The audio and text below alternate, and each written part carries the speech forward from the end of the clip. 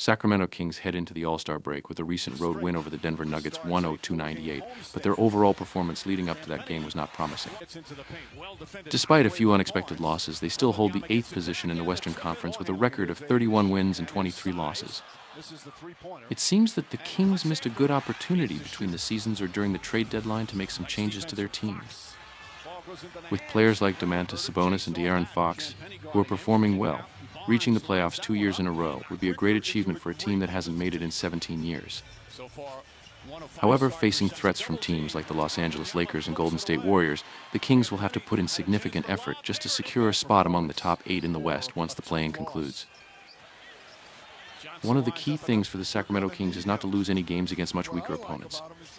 This match falls into that category, and with complete focus and concentration, they should not have any problems. The San Antonio Spurs continue to be one of the worst teams in the NBA this season, sitting at the bottom of the Western Conference with only 11 wins out of 55 games. Despite the struggles this season, the future of the franchise looks promising. Expectations were high with Victor Wembanyama joining the Spurs, but the team has not become a relevant factor in the West automatically. While Wembanyama is performing well with an average of 2.05 points and 10 rebounds, it's not enough for better results. The Spurs will need another draft or two to find more exceptionally talented players, and they are likely to have a say in free agency next summer. Devin Vassell and Keldon Johnson show promise at times, but the rest of the team is relatively modest. Results are not the primary focus for Greg Popovich and the San Antonio Spurs at this point. The remainder of the season will likely serve as an opportunity for the experienced coach to evaluate who he can seriously rely on next year, and every win will be considered a bonus. In their only clash this season, the Sacramento Kings won on the road against the San Antonio Spurs by 129-120.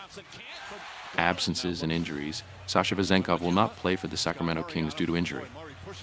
Charles Bassey is sidelined for the San Antonio Spurs. In their last 6 away games, the San Antonio Spurs lost by double digits 5 times. We are now entering a phase of the season where some teams are playing at their maximum to secure a playoff spot, and the Sacramento Kings are one of those teams. There is certainly no room for complacency, and all players are rested after the All-Star break.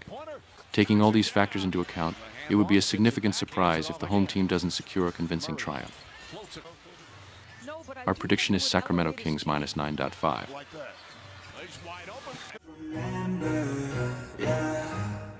I will be